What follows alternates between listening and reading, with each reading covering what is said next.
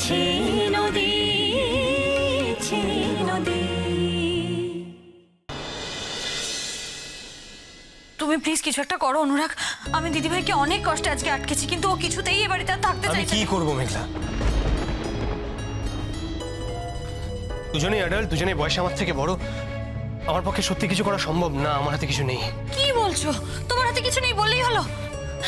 আচ্ছা ঠিক আছে, আমি অনুরাগ আমি বাকি সবার কথা ছেড়ে দিলাম, কিন্তু বাচ্চা দুটো ওরা তো এখন হস্টেলে আছে, ওদের তো ছুটি হবে।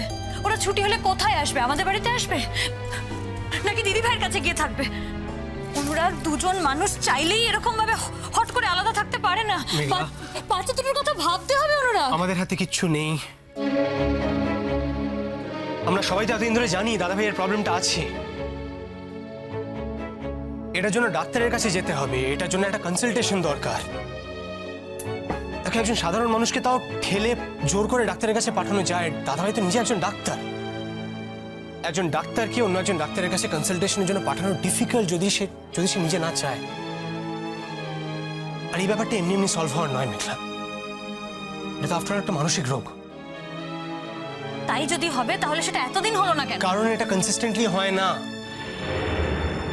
এটা বারবার হঠাৎ হঠাৎ করে ফিরে আসে। আমরা জানি, তুমিও জানো, বৌমুনিও জানে।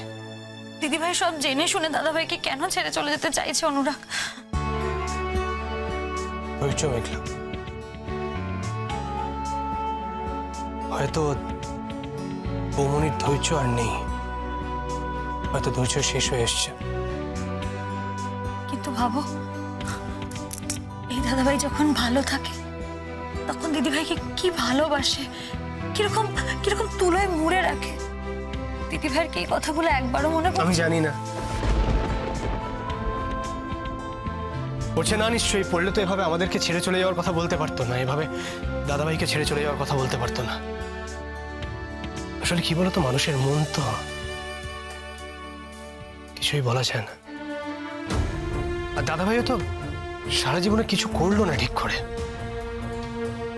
ক্যারিয়ারটা এস্টাবলিশ করতে পারলো না। ইনফ্যাক্ট এটা তো দাদাভাইয়ের ক্যারিয়ারই ছিল না কোনোদিন।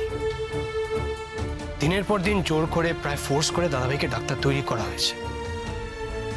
ভালো জেঠু আর ভালো জেঠি শুধুমাত্র নিজের ইচ্ছের জন্য দাদাভাইকে জোর করে ডাক্তার তৈরি করেছে।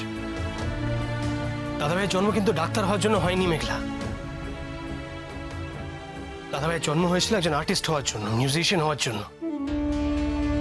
এই বাড়ি থেকে যদি দাদাভাইকে মিউজিশিয়ান হওয়ার জন্য একটু হেল্প করা যেত, তাহলে হয়তো আজকের দিনটা এরকম, আজকে এই দিনটা আমাদের কাউকে দেখতে হতো না মেঘলা। আসলে দাদাভাই জীবনটা না কেমন একটা মাঝখানে এসে আটকে গেল।